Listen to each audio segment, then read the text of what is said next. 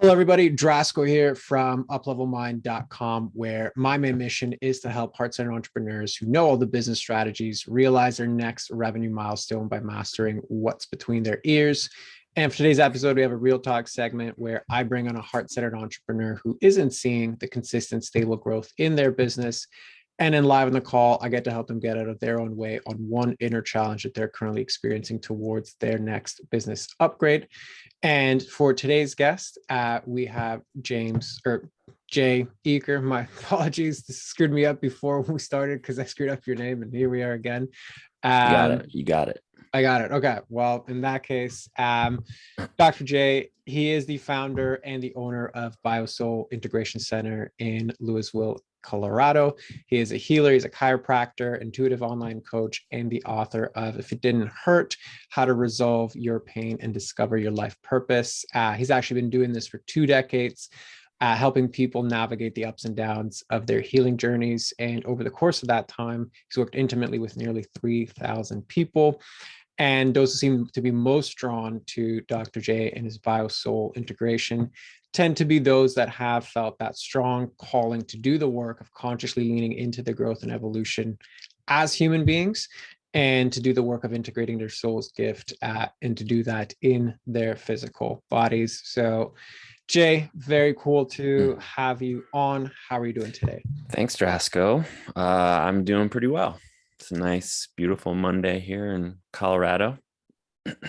Right on. Well, I'm glad to have you here because it's working with heart-centered entrepreneurs. I have done a lot of these podcasts, and I had a lot of clients that have or are healers, right? And there's often this sentiment with a lot of people that I speak with of, I had to go through a healing journey myself, which is now why I want to help other people not have to go through the pain and suffering that I went through. So I'm just curious, if that has any resemblance in your story, and just kind of give us the context of your story. Yeah. I mean, I guess certainly the theme that has sort of clarified itself over the course of time is this theme that pain, pain is like the portal towards I get the sense that life is sort of drawing us towards our evolution all the time, and pain or the problem is often actually the window. It's the solution. It's the portal that sort of like is the next the next level of evolution sort of calling us. That's kind of the theme that's showed up, especially recently in the last few years in the work that I'm doing. But the larger story, I grew up on a farm in Nebraska. I crashed one of those 3-wheelers on myself when I was a kid. And my dad took me to a chiropractor. I started to experience all sorts of strange symptoms in my body after that accident. And my dad took me to a chiropractor, and this chiropractor really fixed me up. And something about that, I could really feel my body sort of healing from the inside out. Even then I had a sense of that this was a pretty cool thing. And I thought, well, maybe this is something I want to do. And so I did end up going to chiropractic school. While I was in chiropractic school, I still had this sort of debilitating low back pain. And as these sort of healing moments happened, sort of like in a moment of crisis where I was about to be done with school and like in terrible pain. And here I am supposed to be someone who's going to supposedly be helping people with fix their own pain. Like I'm a mess. And that sort of crisis caused me to really look really closely. And there was in that crisis moment, I realized I needed some help. And I discovered this person who did this network. It's called network spinal analysis or network chiropractic. It's a gentle, more energetic form of chiropractic, and started seeing her. And I had this sort of awakening after a few sessions at her office, actually, where I left there one time. The colors in the trees looked brighter and the sky seemed alive. And I had this amazing feeling moving through my body, which looking back was called gratitude. At the time, I didn't know what was this amazing feeling. But looking back, I realized, oh, that's called gratitude. And under the influence of gratitude, I had some sense of like possibility in life and what, everything that was possible, as opposed to kind of like the cynical, dark person, to be honest, that I was becoming. And, sort of like bound up in my pain and going kind of towards a dark place. And so this sort of awakening happened also, where I saw how if I was having trouble in life, I was largely my own. It was largely me who was causing the problem for myself. And so I thought, oh, this is something really cool. A veil had sort of been removed from my eyes. And on top of that, my low back pain changed drastically for the better. And so I was like, okay, here we go again. This is a cool thing that I want to share with people. And so I've been doing that, some version of that, for the last 20 years or so. And so that sort of theme kind of keeps showing up. This theme of sort of like coming to a sort of crisis place and being asked to look more closely, and eventually sort of gratitude seems to be come to a place where it's like, okay, gratitude is important here. So that's my, I'd say, my story. Love it. And while you were speaking, like the image that I got was of this acronym for pain that has always stuck with me. It's not my acronym. If you follow Jesse Elder, if anybody else does, he's the first person that I heard it from. But his acronym for pain was presence, which is going to beckon you towards some level of awareness. From that awareness, you get the insight into something new. Right? Like the purpose of the pain is ultimately to drive your focus towards something that can lead to new if we're doing the right work to actually take a look at it. So just like that, what was coming up for me while you were speaking. So I'd be curious, if you have any comments on that. I'm not familiar with that person, and that idea I don't think is necessarily totally original idea. It's out there in many, and it's universal. I think it's the way, in my experience, it's kind of like the way life works. Life is, again, constantly drawing us towards our evolution, and there are, I think there's kind of like two forces that are always at work in life: expansion and contraction. And there are expansive, phases of life, and then there are contractive phases of life. Contractive phases of the healing, they're phases of the healing journey, really, where we are sort of expanding into a more expanded version of expansive version of ourselves, maybe more in alignment with our spiritual self, with our authentic self, whatever you want to call that. And from that vantage point, though, we can always see more parts of ourselves that are not necessarily in alignment with that. And so there's this contraction that happens, and life kind of like draws us into looking more closely at the stuff that we're pushing away, that's unconscious, and it makes us look at it. It makes us feel it. And like you said, in that process, it kind of transforms that material. And then it gets to expand, and you come to an expansive place, and eventually, there's going to be some sort of contraction again. But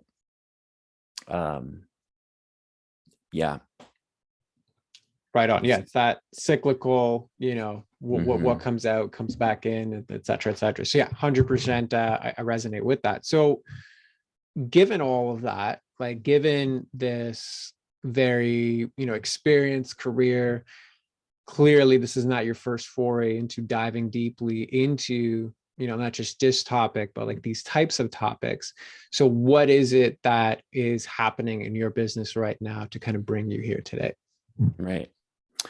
Well, like we'd said before we started, before you hit record, you kind of hit me at just the right moment there. I had been working on this book that you mentioned that's right there. And somehow life had kind of, I just like really committed to that. I'd actually cut back on my private practice in order to finish that thing, because as it turns out, writing a book is kind of an epic, project. And somehow life kind of sustained me through that. And then COVID happened. And oddly enough, that was okay. Like I couldn't, things shut down here and we couldn't practice, but there were, and so I got to hang out with my daughter, my 7-year-old daughter, and it was summer, and like jump on the trampoline. And there were some beautiful things about that. And then again, when things kind of started up again, I don't know whether it was the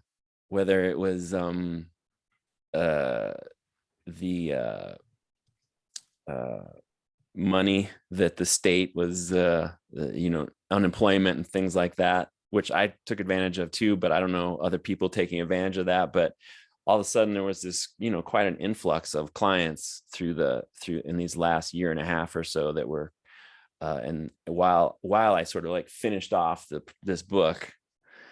And so life kind of was sustaining me. And then as soon as I finished this book, kind of, I think there were some ways in which I had always had some expectations about, oh, when I write this book, like things are going to be way different. Originally, I kind of did get into the project on some level to solve my financial problems, to solve my business problems. I thought a book would do it, and had some expectations like that. And after I was done with the book, it was kind of like, oh, nothing's actually that different. Now I just have a book. And I still have to market it and, put myself out there and turn it into a tool that's going to turn into business. And yeah, I think after working with working so intently on that project for so long, and having some sort of expectations about it, and those expectations things not really being that different. I don't know, anytime you work really hard on something for a long time, I finished it and there was this, space, then all of a sudden this quiet, and and then business started to sort of like go down all of a sudden. And so this cycle that's happened my whole time I've been in practice started to happen, which is I start to pay attention to the lack of people in my practice, not enough. I start to focus on that. That thing becomes bigger and bigger and bigger. And also, as I'm discovering, have learned over the years, I take it personally. I assume that there's something wrong with me, basically, which is patterns that I picked up, of course, way back when I was, just through my family and things like that.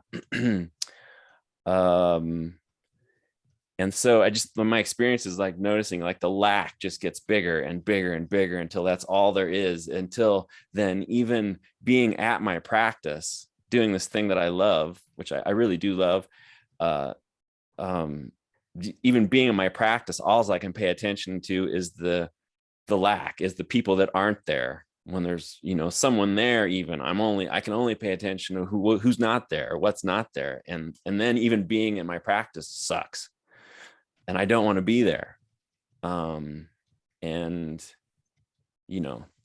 can't help. That's got to be a terrible environment to be in if you're coming to someone to seek healing. That's not good to have that running in the background all the time. So that can't help, the flow of clients to my office when that's the case. And at some point I sort of realize my thing has always been, all right, go towards the pain, give yourself full permission to feel this lack, the despair, the whatever involved with it. And in my experience, if you can meet that with enough kind attention, that it sort of liberates it liberates something.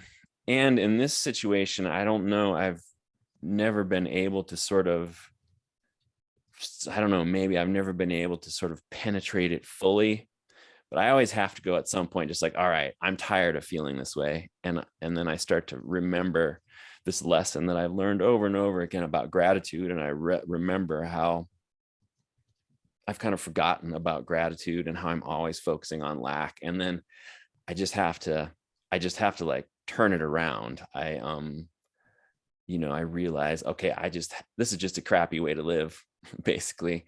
And I have to focus on gratitude again, whether my practice is doing well or not. I just need to focus on gratitude. And so then I start to kind of like turn it around. And the new year was sort of a good time to do that. I started to listen to things that would support that. I have a capacity to I remember what gratitude feels like, and I can just do that in my body and then focus on that. There's different strategies for doing that, but that's the strategy that I can implement and visualize, and you just focus on gratitude as much as I can. Got it. And then slowly I've been able to sort of like start. It's like you're moving a heavy ship or something. It's like, all right, we're starting to turn things back around again. And I've gotten onto like ran into a coach on YouTube that I've been following, and I came up with a 5-year plan and have been taking some steady action towards towards a 5-year plan, and running into a lot of fear on and off. Fear is a big one for me.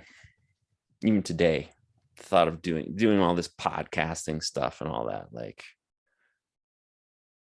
yeah, it doesn't matter what I'm doing. I guess the fear is there. The fear is there no matter what I'm doing. So. Got it. So you clearly have, and I'm just taking some notes if you hear typing. So just, yeah, I got it. I'm not answering emails while you're doing this or anything like that. You clearly have a very deep sense of awareness, right? Even as I said, in a different context, this is not your first rodeo into doing this. Like, you can clearly articulate and see the pieces that are in play, how they all interconnect together. What are my general patterns? When do they tend to repeat, etc.? So it's like even the potential solutions for some of these patterns. So given that you have that much awareness, you can see what the issues are. What is the real problem? Like, what's the solvable problem here that would get you beyond this? Well,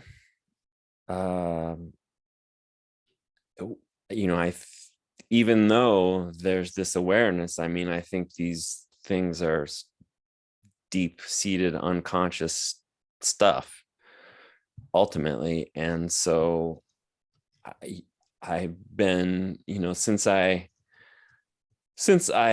connected with you a while back, there's some water under the bridge there. And I mean, like, I'm seeing a therapist, a body-centered psychotherapist. And that's some work I've been doing. I mean, I feel like, I need help, sort of need some sort of help, need someone who can see to sort of like help me see, things that I can't see, or feel things that I can't necessarily feel. Got it. So then would it be accurate to say that the first part of the problem is actually a lack of clarity on what is a solvable problem? Like, what is it that I actually have to work on to move beyond all of these things? Because your answer to the question was really a listing of things that I'm trying so that I can get to that solvable problem. Like, does that resonate with you or no? Yeah. Like this last time too, I feel like this last time, like, things really, there is another level of awareness that's happening this last time, where I'm just like really it's like, wow, this has been going on for 47 years. Like, I'm really sick of this. So there is a lot of impetus to kind of like really look at it and really heal this. And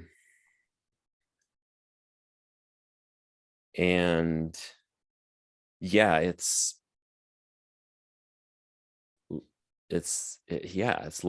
really deep-seated stuff. It's largely unconscious. It's really survival oriented. I feel like it's survival oriented stuff that, you know, got installed, programs that sort of got installed before you could even think. So you can't really think your way. A person can't think their way out of this stuff. It involves help of someone who can help you see and feel the things that you couldn't before. And I feel like it's locked in our bodies. So someone that can help me connect with that.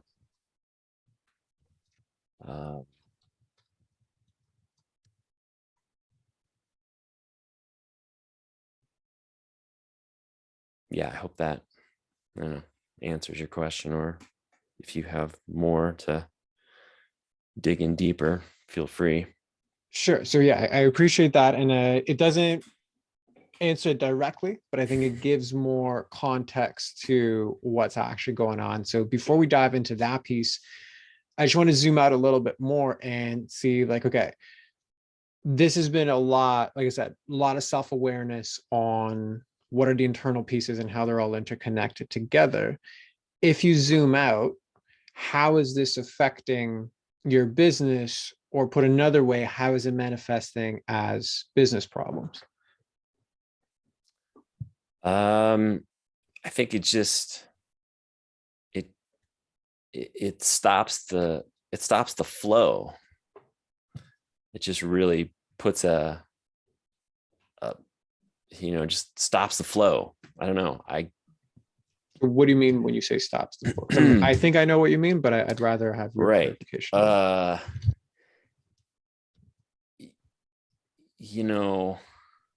Yeah, that's hard. Maybe that's hard to explain. I don't know. Like I said, I'm as I generate gratitude and as I focus on that and focus on the possibility and take action steps towards, with that behind it, I mean, I can feel there's energy that sort of like builds, and people start to show up in my practice, and there's this like kind of spoken exchange between me and the universe that kind of like starts to happen. Things start to build. So in terms of, and I guess so that make sure I'm hearing it correctly, like stopping the flow, right? So all these things that so like the both the narratives and the patterns and the subconscious things that I'm like going through and working through, they manifest in the business as far as stopping the flow of new and more clients coming in. Like, would that be accurate? Yeah. Yes. Okay. Yes. Anything else?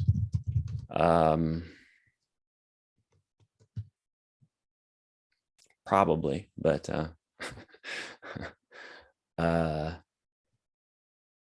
yeah, I mean, I just feel how for the first time I feel like I've sort of like connected with, I have this like I said, a 5-year plan. Previously, I wasn't very specific about how I wanted things to look.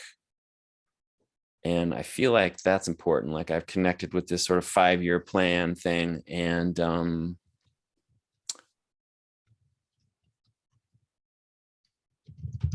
I just notice like I get, I'm inspired then. I'm inspired. Actions kind of come out of inspiration. And I notice, for instance, like, oh, there's some things that I want to do to sort of create, to keep, I could see where it's going and what I need to, exactly what I need to do next. And fear gets in the way. Like now, I kind of see what needs to happen next. There's some people I want to hire on Fiverr to like, to build out some, build some web pages and do some, translate my some YouTube videos that I make into blog posts and just stuff like that. And the truth is I have the resources to do that. I could do that. And, there's a certain amount of money in the bank that's getting kind of like the right now I'm spending more money than I'm making. The bank account's getting smaller and smaller. And so there's this fear there of like, of not, there's this fear there. Like, I don't want to drain it any faster. And yet I'm inspired to do these things, but then that fear stops me. And I just, I see how that just stops the flow. So it stops the flow. I'm aware of the flow, and then that sort of, it just stops it, it plugs things up, Got it. So it seems there's like a stagnant energy with it, right? Because I'm so rooted in trying to solve these inner issues, there isn't much flow in terms of both incoming and also the output aspects of the actions that are going to drive the business results to signify that flow. Like, would that be accurate? Yeah. It's kind of this catch-22 in my own mind anyway, this kind of like catch-22 or self. And is the catch-22 like, I need to be fixed and more whole to get all the business stuff done so I can take inspired action, or like but I can't take inspired action because I don't feel that inspired? Well, I don't know. Mainly I sort of have learned something lately, which is recognized something lately, which is I've been focusing on gratitude, and then there's inspiration that comes out of that. And still there's fear. There's all this fear. It's just like, I don't know if it's my makeup or where it comes from. There's all this fear. And there's fear. One of the things I recognized was like, oh, things started to sort of like, the practice started to dwindle, and I'm not sort of taking action. There's fear and then I get to the place where I think, well, maybe I'm not supposed to be doing this. Maybe I should do something else. And then I look at other things and I'm like, oh, those things suck. I'm here to do this. I should just do this. But whether fear is there, whether my practice is dwindling, or whether I'm facing my fears and going in the other direction, there's always fear there. So I don't know, that fear is really, I feel like, plugging things up, Yeah, and the fear right now is more powerful than the other forces, right? So it kind of puts you in either a freeze or a flight type of response. Right. Yes. It's really, it's a real challenge to stay focused on gratitude, to keep moving forward from an inspired place when there's also this fear happening. It's pretty intense. It's kind of more intense than it's ever been, which on some level actually kind of makes sense to me. Got it. So if we were to switch gears a little bit and look at all of this from a different perspective, like, what if you weren't broken at all? What then? If I weren't broken, if there was nothing wrong with me, if I didn't think that there was something wrong with me. Well, right now it's not even I'm thinking there's something wrong with me. You're actively looking for the things that are wrong with you. So what if there was actually nothing to fix? I'm actively looking for the things that are wrong with me. I mean, could I you say a mean, little bit more about how I'm actively looking at the things that are wrong with me? right. Well, for one, right, like Mm-hmm. if I look at all of the narratives that you've mentioned today, right, like you Mm-hmm. yourself said it, like, okay, there's something wrong with me, and I have to like come to the root of it. um I've never been able to penetrate it fully. This pain, why can't I like do gratitude naturally? Always looking at lack, always being afraid of something. It's deeply rooted in my subconscious, right? I can't think my way out of this. It's Mm-hmm. locked in my body. I need support and help to actually connect with it. Mm-hmm. That all signifies Mm-hmm. that there is something bigger than you that is currently afflicting you, Mm-hmm. that you need both personal and external energy to tap into, figure out, release, Right. fix, right? Sure. I.e., if this stuff that wasn't here, Yeah. then I would be fixed. So that's how I Sure. came to that conclusion. So does that Sure. resonate with you or not? Yeah. Yeah. I get what you're saying. Yeah. A lot of striving to sort of fix myself. And listen, that's commendable. Like I'm not at all even judging Mm-hmm. that, because we all do it, and Right. it's always easier to see in others than it is in ourselves. Sure. So let's just put that on the record. Right. But what I'm asking is, if you didn't need fixing, Mm-hmm. who or what would you be?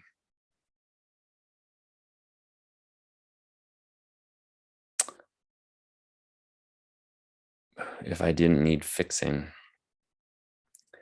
well, interestingly, the the therapist that I've been seeing is sort of like drawn me into a similar question. And there's a thing that happens where it's like, yeah, I recognize it's like this huge part of my identity.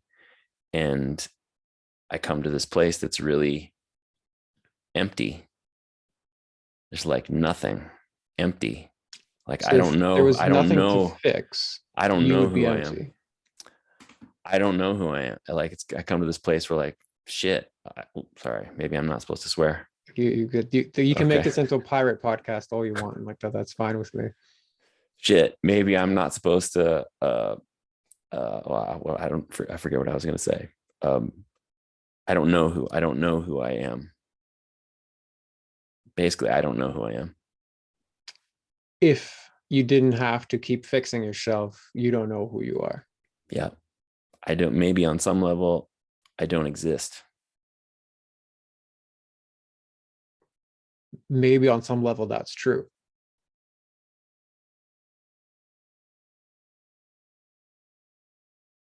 You're confirming what I was saying, or Yeah, Mhm. because right, the question was, who would I be if I didn't need fixing? No one. And your brain, first, it was like I asked you, like a tongue twister. It was like Yeah. there was a Fry. long, like just trying to actually figure out what it It's a is that brain I asked. fryer. Correct, right? So Mm-hmm. that was the first level of defense. Mm-hmm. The second level of defense is, well, I would actually cease to exist. And Mm. I agree with you, because your Mm-hmm. default, simply because it's been repeated millions upon millions of times, is you are broken. Mm-hmm. And you've never considered, like, all of your imagination, mental real estate goes towards finding more and more things that you need to fix. Mm-hmm. Mm-hmm. It has never Yeah. gone the other way and taken Mm-hmm. a look at, who am I behind that? Mm-hmm. And that is all that's ever existed. Mm-hmm. So because it's so upfront and takes so much priority of your mental or real estate, Mm-hmm. I agree with you. You considering it opens up the crack that you would be everything that you think is on the other end of you being fixed. Mm-hmm. That's already here. It's just hidden by this strong-willed identity. And your identity Mm-hmm. is really nothing more than things you keep repeating. Like it is Mm-hmm. malleable. Mm-hmm. Mm-hmm. That Sure. part of you would cease to exist. Right. That is true. Mm-hmm. So how does all of that land for you? Yeah, I mean this this is all in line with what's been sort of in my face here lately. Uh,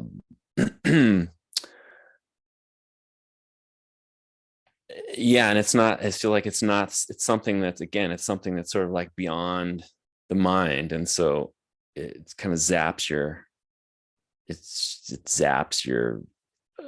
my ability to think or understand. Right. So It's if I could it's not it's pause not a you right place that can there, be. Mhm. and I'm not at all denying the fact that there are parts of this that are, rooted in the body, and that you feel in the body, and that your fear Mhm. is very somatic. Mhm. I'm all for that. Mhm. However, the first narrative that your brain goes to is this is beyond the mind. I can't think my way out of this. Mhm. Great. So then it's virtually impossible for you to actually get to the root of it, which means you are now at the mercy of whatever circumstance and external thing is in your environment that could actually fix you, Mhm. i.e., it is a perfect powerless stance to hold to make sure that this part of your identity stays alive. I have this, again. This is just a probably another story to help keep it alive, but I have this,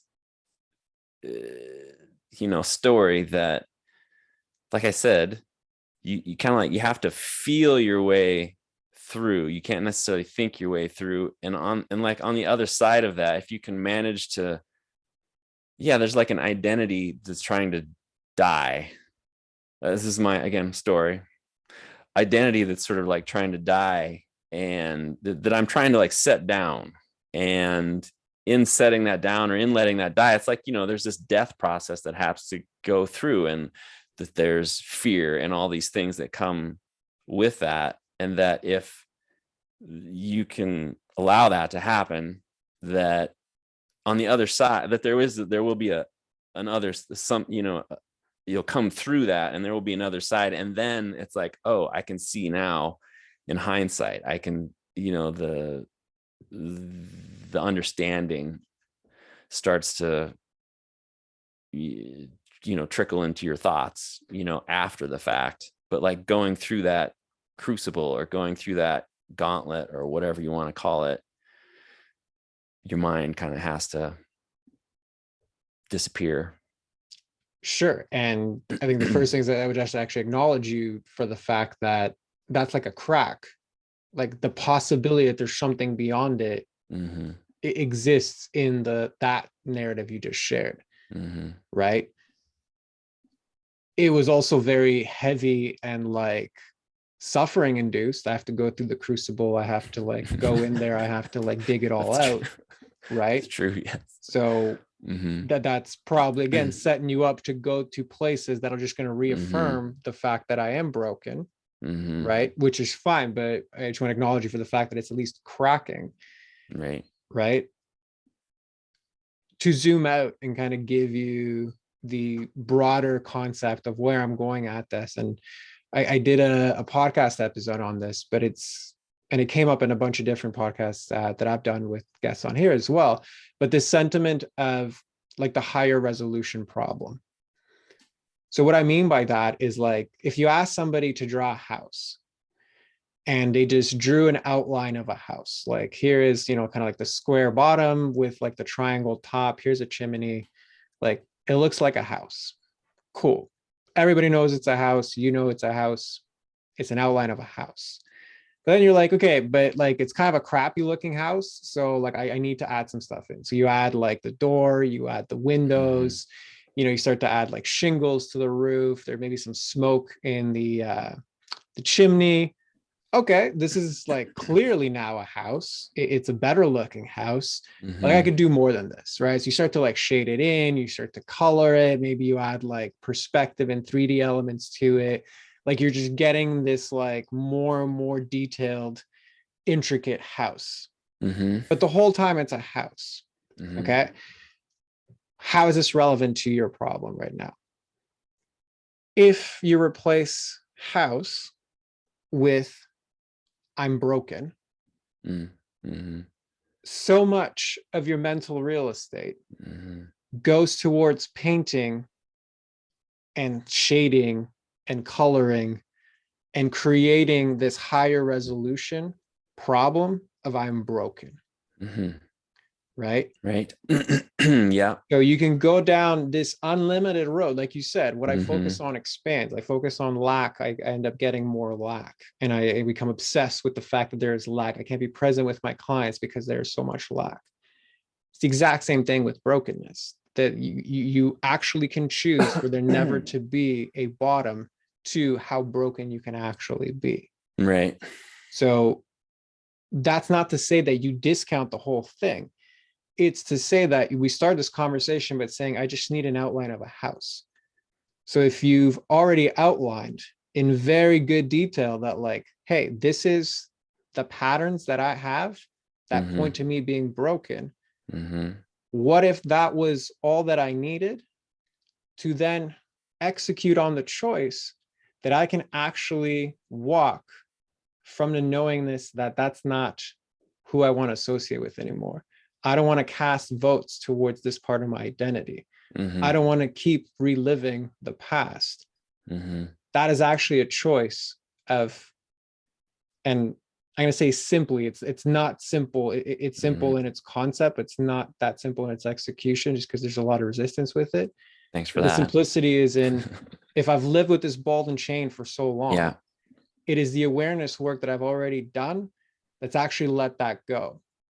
But instead of choosing to walk without the ball and chain now in my wholeness, which is its own skill and embodiment, I keep picking up the ball and chain and putting it in a different spot. So I know that was kind of a lot, but how does all that land for you? Yeah, I mean, I think of terms like the ego. I don't know, my ego it's tricky. It wants to keep that identity alive. 100%. Well, as you've witnessed today, it's just really right? tricky and clever.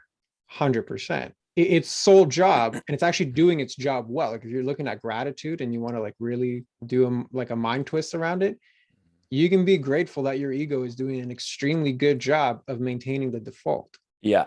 Your default is making you miserable and it's seeping into the lack in your business. But as far as your ego concerned, it's doing its job extremely well. Yeah. Just doing what it's supposed to do. Yeah. Now that doesn't mean the cool thing about that is like you, like the higher you, your ego goes first.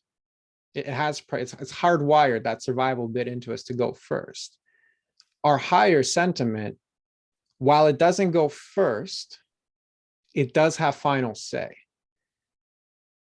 That's the part that you are choosing not to execute. Yeah, I have this sort of picture of like I'm seeing through the lens of this identity, and there's this other, yeah, it's just like you said, it's a simple, I just need to see through, just be through the lens of this other person, this other version of myself. Correct. It's kind of like in my coaching and in my program, I describe it like you have your two main powers, which is your power of observation, which you have a very astute, like it's a skill that you have practiced quite a bit. And what I mentioned before about how self-aware you are. Right. Like you're like, there's nothing today that I like you told me, I was like, yeah, that all makes sense. Like you have a very clear idea of how these pieces interplay together. That's great. So you have a very good power of observation. What you don't have is the second power, which is power of choice. Sorry, rather you do have that power. It's always available to you. I'm just not using it. But the muscle has atrophied quite a bit because you simply allow the ego that goes first to then just run the show. You never execute the power to veto afterwards. Right. Can I say something else? Or Absolutely, yeah.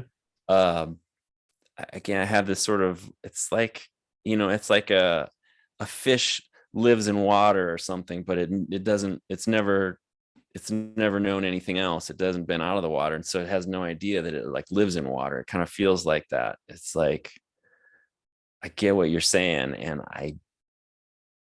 yeah, I can't see it. There's some way in which I can't see. I can't see that other thing, that other way of living. Yeah, so I would actually agree with you on that, and I would agree with you on that because of the container of like the space that we're in right now, as far as like this podcast, because that is a much deeper question. Like I've spent 47 years training and conditioning one way of being.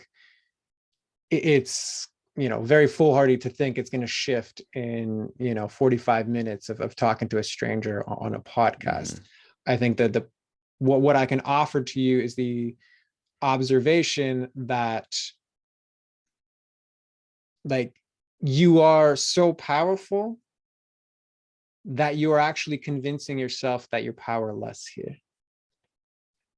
And that power comes into that power of choice, right? That's part of this. That's part of that, the water that I'm swimming in. That's part of that. It goes along with that. It is. It does. And it's a reality that's built into that one. Correct. And really what I can offer today is like just the observe. And I think that's why I said acknowledge you for the cracks, because you could have very easily gone the route of the ego and been like, no, it's bullshit. Like, I don't know what you're talking about.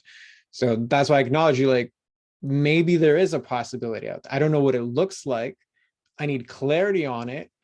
That's great. But that's the first, like, if we go back to the pain bit, right? Presence is what we allowed for here. Kind of that sentiment of like, it's hard to see the building when you're on the balcony. That's why coaches need coaches as well, to be able to give you the perspective of the building. So right now I have the presence and I'm starting to build the awareness that like there is a me beyond this sentiment that I'm broken. I don't know exactly what that me looks like.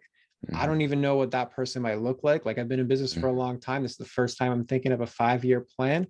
Chances are a lot of that part of you is rooted in building the ideal business, giving yourself the permission to embody how good it would feel to have the ideal business, to have the monetary security that comes along with it. And, whatever other things are important to you, there is a version of you there. And I think you're starting to gain the awareness of like, what might that actually be like? And then the follow-up, which is what would it be like for me to walk from that space through those standards, as opposed to try and build that higher resolution problem. Yeah. When you say, what's this again, the terminology higher resolution problem, what does that mean? Yeah, so that was with the house example, right? I was like, you have the outline of the house, but you keep like shading it in. Are you calling the higher resolution problem, again, the part of me that's seeing through the lens of the broken me, and I'm just like building out a better broken me, basically? Correct. Yeah. Correct. Okay. Correct. Yeah. That's what you're calling the higher resolution problem. Yeah. So it's like you're gaining, like, if you think of like a very crappy image, like online, like that doesn't have a high resolution, right. And then like you have like a really high quality one, you can zoom in all the time and it's still crisp. That's what you're building with Unbroken. Right. Oh, but then it's this thing that happened 10 years ago. And then it was that thing that happened 2 months ago. And then it was that thing that happened in childhood. Oh, but they're all like, you can just go down that road many, many times, as many as you want. Can make it as high definition as you want. Correct. Yeah, forever. You can go from like 720p or whatever to like 4K, Right. Yeah. Gotcha. Correct. So I want to be conscious of time because actually I do have somebody else coming on here afterwards. So, I just want to make sure, as far as this container is concerned, does this feel complete for you, or is there still something left outstanding? That I clarifies and definitely helps me sort of, like you said, I feel like I can see more. Oh yeah, there's just there's that version of myself, and then there's this other version of myself. That sort of clarifies that for sure.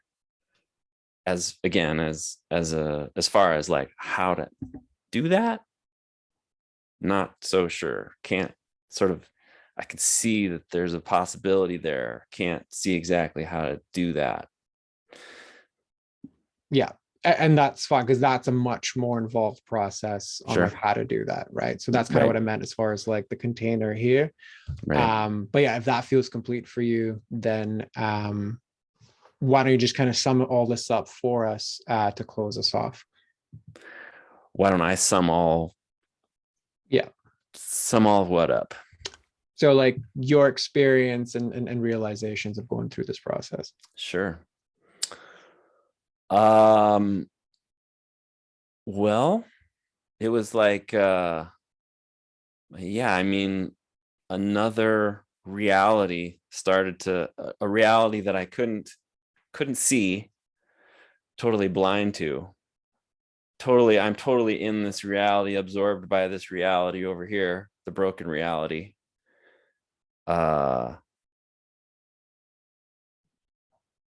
Yeah, sort of like then this other reality starts to come into view. Even when I thought I was doing that, I was still doing that. Which, like you said, you can just create more and more resolution over there forever. And you're still going to be over there. So yeah, you started to sort of tease apart something in my awareness, or I don't know where that's coming from. Exist in some other world. I don't know what some parallel dimension. I don't know what you suppose. There's a number of ways you could look at it. I don't know, but something started to come into, oh, there's this possibility, and I can see there's contrast. There's a difference. I can see the contrast. I can feel or see the contrast, and so that, in my experience, that's important because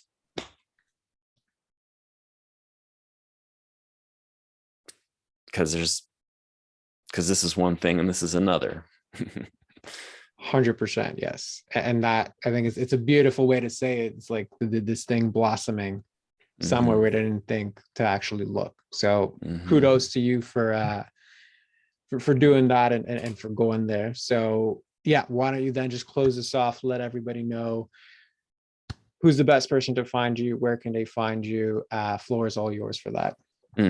Thanks, that's nice of you. Yeah, all of this session kind of calling all that into question.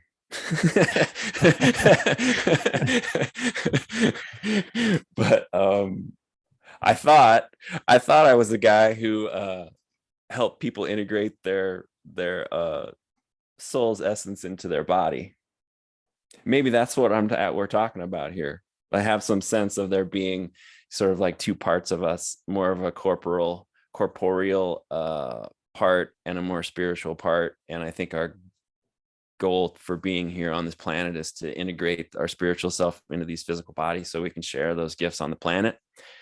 And I help people do that through the body work that I do at my office, which I call BioSoul Integration, through online coaching, through this book I've written, in the future online course. That's something I'm working on. And anyway, you can find me at biosoulintegration.com. That you can find all that stuff at biosoulintegration.com, and also on YouTube and Facebook and anywhere. I syndicate all my YouTube videos into podcast form as well. So anywhere you want to look, you can find BioSoul Integration. Love it. Perfect. So we'll include all of that in the show notes. Jay, thank you very much for coming on and sharing your vulnerability and having the courage to do it. So appreciate you for that. And for everybody else listening, we'll see you on the next one. Thanks, Drosco.